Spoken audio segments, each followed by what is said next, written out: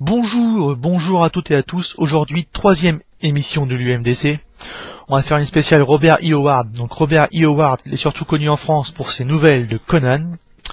Sinon, Robert E. Howard, c'est d'abord un écrivain, donc américain, qui a écrit dans les pulps dans les années 30 aux États-Unis. Donc les pulps, c'est des journaux illustrés, donc qui comportaient des histoires courtes.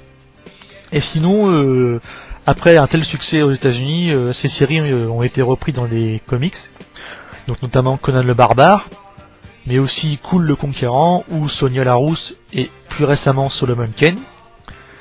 Donc Robert E. Howard, c'est un écrivain d'heroic fantasy. Il y a beaucoup d'histoires sur les monstres, sur la mythologie, sur l'Antiquité, sur les premiers temps des hommes. Donc c'est assez barbare, assez violent, assez sexy, assez adulte pour une BD, pour une BD comics. Donc la série qui a surtout marché en France, c'est Conan, donc notamment par ses livres, mais aussi par les publications comics qui ont été repris par Marvel. Donc au départ, c'était surtout des illustrations des récits de Robert E. Howard avant d'être des inédits. Donc il y a eu d'abord les éditions Lug qui ont repris les droits Marvel, qui ont publié les dessins, les récits de John Buscema. Donc John Buscema, c'est lui qui a fait connaître le comics de Conan. Donc voilà. Donc c'est un style assez travaillé, en noir et blanc bien sûr, mais qui est pas fouillis, qui joue beaucoup sur l'effet de lumière. Voilà, donc les expressions sont assez bien retranscrites. Il n'y a pas de souci, c'est vraiment violent, c'est vraiment barbare, c'est vraiment sexy, parce que bien sûr dans chaque roman ou chaque comics de Conan, il y a une fille dénudée ou en peau de bête ou nue complètement. Donc voilà, les filles à cette époque-là, ils ont vraiment pas, ça n'existait pas encore le MLF et le droit des femmes, ils sont là comme esclaves, on peut dire ça, ou princesses. Donc je montre encore quelques pages pour montrer un peu le style de Sal Buscema. Donc sinon après les éditions Lug, ça a été repris en France par les éditions Aredit, donc dans un plus petit format, mais en couleur, donc avec des récits inédits, toujours publiés chez Marvel. Donc ça a été repris par le petit frère de Sal Buscema, John Buscema. Donc voilà un peu les images. Donc, je vais vous montrer un peu plus doucement. Voilà.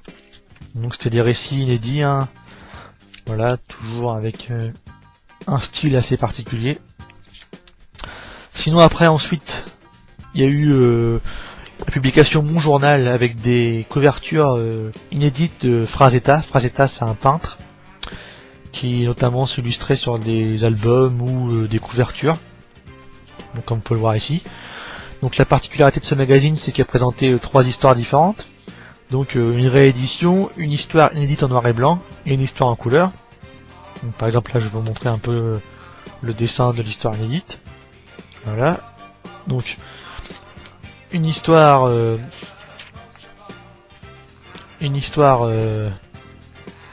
en noir et blanc rééditée. Donc voilà, Sal Buscema. Toujours les femmes en position lascive, assises, érotique, etc. Et aussi une publication couleur avec les nouveaux épisodes de Conan. Donc voilà. Et ensuite c'est paru chez Semic, donc j'ai trouvé les éditions beaucoup moins belles, voilà, c'est pas terrible. Au niveau du dessin, c'est assez sommaire, le papier est assez moche, on dirait du journal pratiquement.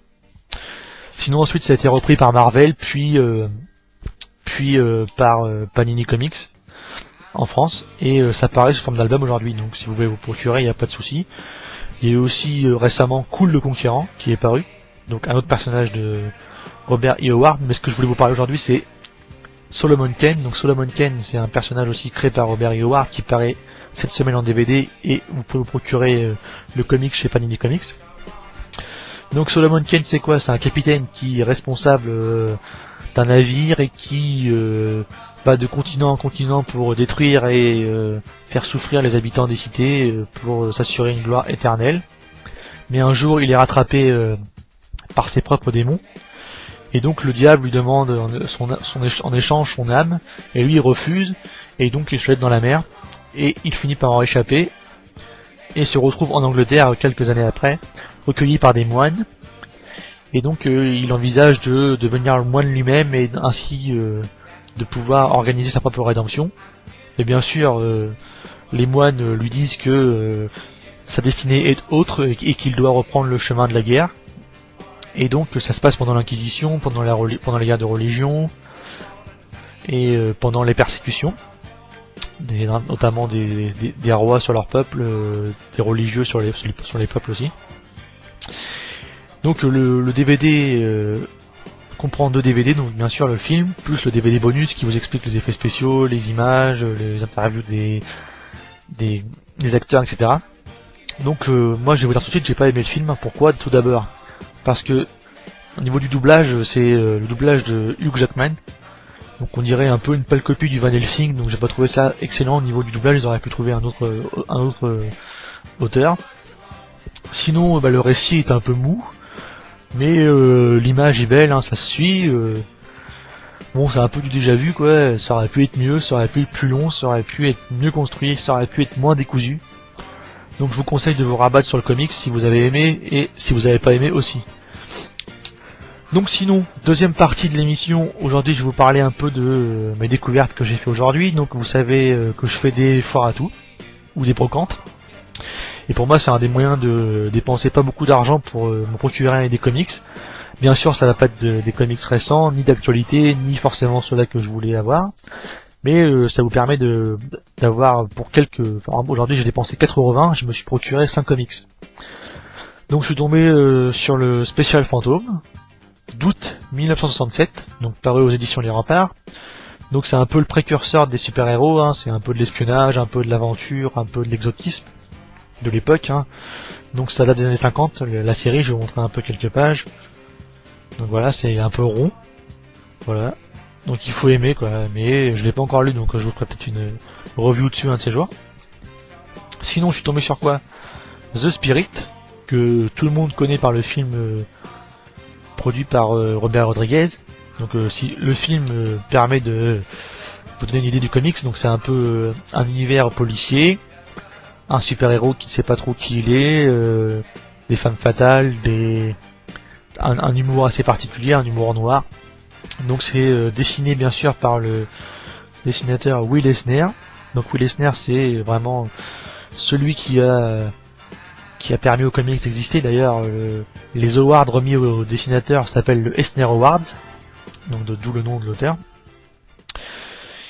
Et sinon je me suis procuré quoi? Doctor Strange, pour l'amour de Cléa, chez le défunt Comics USA. Donc c'est pareil, c'était coté à 13€, je l'ai eu 1€, donc franchement très bon état, faites-vous plaisir, il n'y a pas de souci en foire à tout pour trouver des perles. Et sinon je me suis procuré d'autres magazines que je ne lis pas forcément, mais qui pourraient plaire à vos enfants, à vos petits frères et sœurs, à vos neveux et nièces. Donc c'est Spider-Man Magazine et Batman Mag. Donc Batman Mag, je suis pas sûr qu'il paraît encore, mais il paraît sous la forme de Batman Poche. Et Spider-Man Magazine, pas sûr non plus, mais vous pouvez toujours procurer Spider-Man Poche. Donc ces séries, c'est des séries qui sont basées pour les petits, donc c'est pas non plus un scénario extraordinaire, mais en revanche il y a de l'action, de l'action, de l'action et de l'action. Donc ce qui plaît aux petits, c'est les couleurs, l'action, le dessin un peu pas enfantin, mais voilà, assez vif. Hein, c'est pas vraiment moche. Hein. Bon, on pourrait penser que c'est moche, mais non, pas du tout quoi. En plus, ça permet de faire découvrir aux enfants les héros Marvel. Donc, par exemple, ici, on voit Spider-Man, la Veuve Noire, Union Jack. On voit aussi MODOK. Donc MODOK, c'est le méchant là, avec une grosse tête, pas beau. Donc voilà, à conseiller quoi. C'est vraiment pas cher en plus, donc faites-vous plaisir avec ça. Et sinon donc le Batman Mag, donc il propose 2 séries.